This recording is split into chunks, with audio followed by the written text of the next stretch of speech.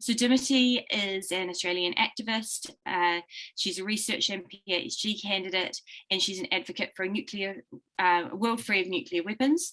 Her research and activism are centered on the history of nuclear weapons testing, nuclear chain issues, and the need to eliminate nuclear weapons. She works for nuclear justice, particularly in the region in which she lives.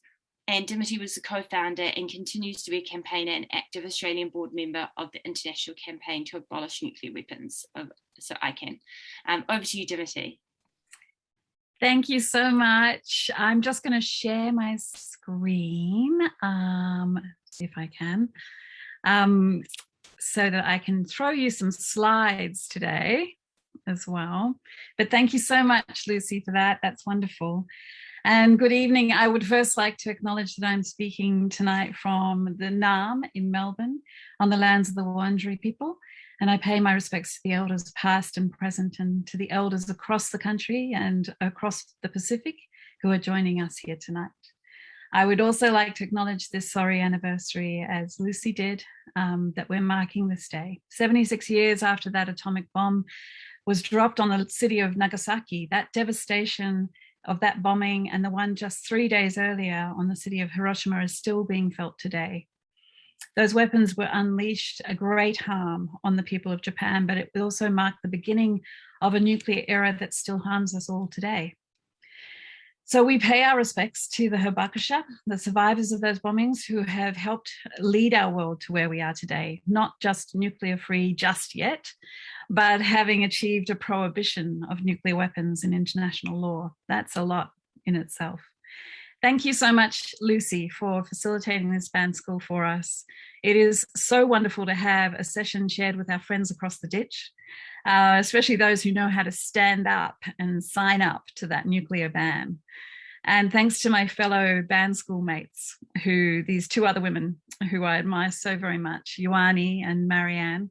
I look forward to everything you will say tonight too. Tonight we're talking about extended nuclear deterrence, as you know, and in the brief time that we have, I want to just give a bit of a broad brush understanding of END as my contribution.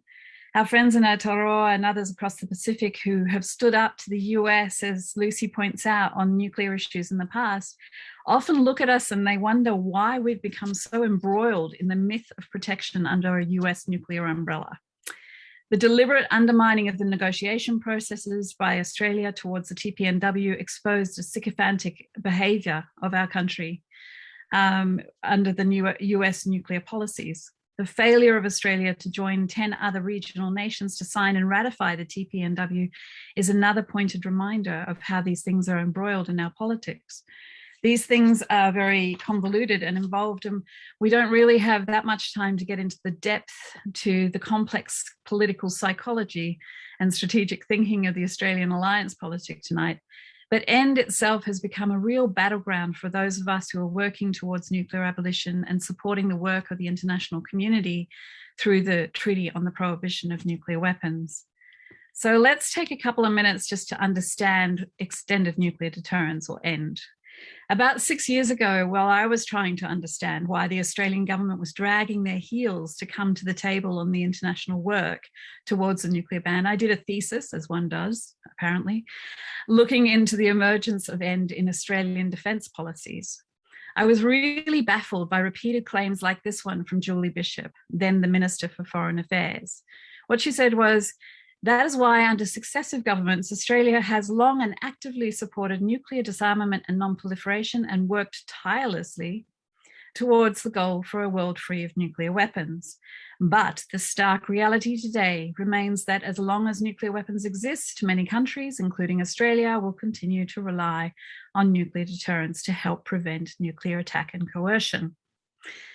By examining the emergence of the concept in Australian policy documents and literature, the study I did considered both the credibility of such arrangements and the legitimacy of the policy itself. I also looked at whether Australia was the intentional driver of END arrangements or whether Australia was just being bound through the alliance to these.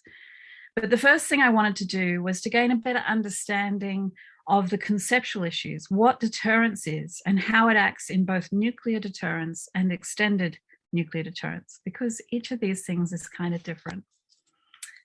So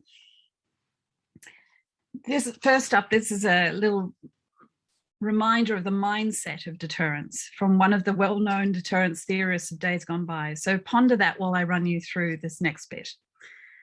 Deterrence itself is a concept common to security strategies. If there's a lot of theorists who are describing deterrence as things like the deliberate attempts to manipulate the behavior of others through conditional threats, or they might describe it as an attempt to shape an opponent's perceptions and expectations and ultimately its decisions about launching an attack. We find deterrence in the fact that countries have defense forces, a maintenance of broad military with the ability to issue threats of a punitive response to an attack or to keep anyone from seriously thinking about making an attack. But nuclear deterrence is a concept that developed alongside the proliferation of nuclear weapons in the Cold War. It utilizes military intimidation through terrifying threats to use nuclear weapons in either preemption or retaliation. Nuclear deterrence takes the violence that's inherent in deterring through force to another level, with the advent of nuclear weapons significantly changing the scale and the threat of deterrence policies. These ultimate weapons of mass destruction are proposed to provide security guarantees by the threat of disproportionate and unacceptable harm. Joseph Rotblat, who was one of the early scientists who was working on nuclear weapons programs and later was the recipient of a Nobel Peace Prize for his work on these weapons, described nuclear deterrence as the ultimate form of terrorism. But nuclear deterrence is not simply limited to the nations who have these weapons. The US is the one nuclear power who purports to extend its nuclear deterrence to selected allies. So, extended nuclear deterrence, or END, continues the assumption that nuclear weapons act as a deterrent against military aggression. The threat is that in the event of an attack or a threat on a specified ally, the US will use nuclear weapons either in their defense or more controversially in retribution to an attack. Defense white papers since 1994 here in Australia have articulated END as part of Australian defense policy, even though there is a lack of reciprocal clarity demonstrating that Australia is covered by such a declared and clear arrangement with the US. So here's how that looks. I'm going to run you through this pretty quickly. If you can't see the whole quote, you can actually minimize your screen, the faces on your screen next to you there. The first of these papers, that 1994 white paper, had the first of explicit articulations of END. Interestingly, the 1994 paper clearly states that Australia's reliance on END is a temporary measure to be maintained until a total ban of nuclear weapons could be achieved. Well, hello there, guys. We've got one for you right now. It was also an interesting time for a new END policy to emerge. It was time of fast-moving and significant events and political issues, marked by also the Americans and the Russians massively reducing their nuclear stockpiles. The policy emerged just before the Nuclear Non-Proliferation Treaty was indefinitely extended. It was also as France was resuming its nuclear testing in the Pacific. It emerged just before Paul Keating announced that the Australian government would be hosting the Canberra Commission into the Elimination of Nuclear Weapons, a landmark report which helped inform our early efforts for arguments for a nuclear weapons convention. So here it is. It's our first explicit articulation of END in our policy. But it doesn't stop there. I'll skim through the next few, but there's much to say on each of these white papers and the geopolitical context in which they arose. The next paper was in 2000, and it was released just a month after the newly elected George W. Bush administration came to power.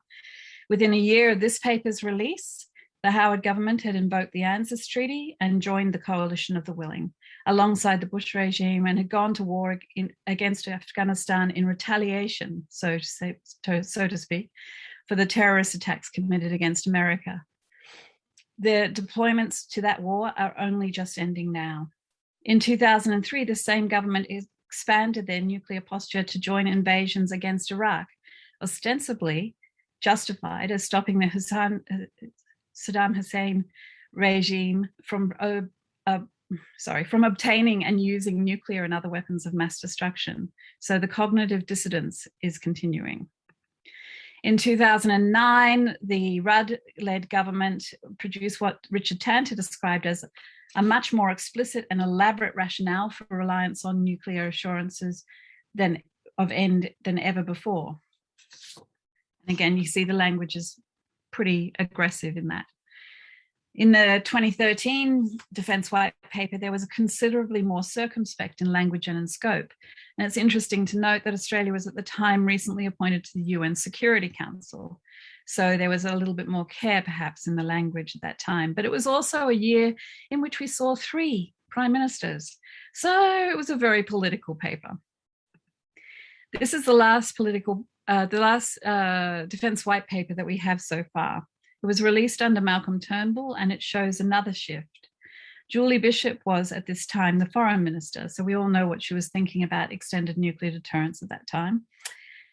The TPNW was not just an idea, but it was on the verge of being negotiated at the UN. Massive shifts in international diplomacy had seen conferences examining humanitarian impacts of nuclear weapons between 2014 and 15. And in 2016 itself, a UN open-ended working group was engaging the majority of the world's governments in issues of viability about a new treaty. But here we see no back down in the Australian language. Instead, a broadening of our commitment, not just to the reliance on nuclear, but also to conventional weapons of the United States. The same language appeared again last year in the 2020 Defence Strategic Update. This despite the TPNW having been adopted in the UN in 2017 and signature and ratification approaching entry into force.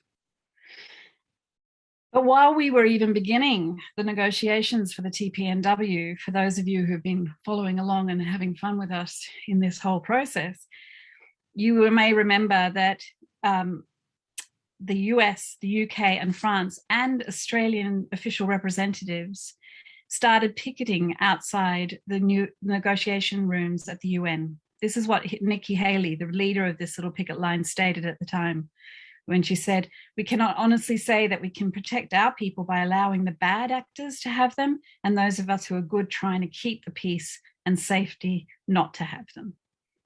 So these are the good guys. These are the ones here. The same guys who over 50 years between them used 315 nuclear weapons in our region against our own country, in fact.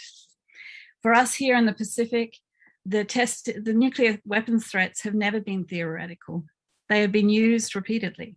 They have caused enormous and ongoing harm. And they continue to as well. Here are the nuclear numbers today. The US, France, and UK, those supposed good guys who picketed the start of the formal negotiations of the nuclear ban, still possess the majority of nuclear weapons between them. Australia has hitched its wagon to the US military forces that maintain somewhere around 1,800 nuclear weapons on deployment as we speak. Many are on hair trigger alert, able to be used within alarmingly short timeframes. For Australia, as a protege state of extended nuclear deterrence, the questions and assumptions around END are still so many. What is the form of any such agreement with Australia and the US? What is the nature of the threats that make END a necessity for Australia? What is the cost of this to Australia, both literally in terms of the interoperability requirements in our defence forces and more politically as well? I think the price may be much higher than Australia can afford. Fundamentally, though, and this is the question I often ask, is when would we ever see it necessary for nuclear weapons to be used in our names? There's so many questions, but there's also a glimmer of hope. Due to the global efforts of diplomacy, governments and a vibrant and determined civil society, and through the leadership of survivors of nuclear harms, of course, the treaty was succeeded in being negotiated in 2017. And as you know, it entered into force this January. And in it, there is explicit prohibition against the threat of the use of nuclear weapons. So surely this has to be a bit of a game changer. There's so much more that I could say, but the fact is that Australia is bound by international law and treaty obligations to work towards nuclear disarmament. We are pushing the Australian government to join the TPNW, but even without them doing so, Australia may find that they're inextricably bound to adhere to international laws and norms and expectations around the elimination of nuclear weapons and to adjust its policies accordingly. We cannot have Australia continuing to profess a reliance on such weapons for our defence, especially now that they are illegal. And so we work towards nuclear abolition. And we aim to foreground nuclear justice and to ensure that these weapons are neither used nor threatened to be used again. It is time that we all help to put an end to end.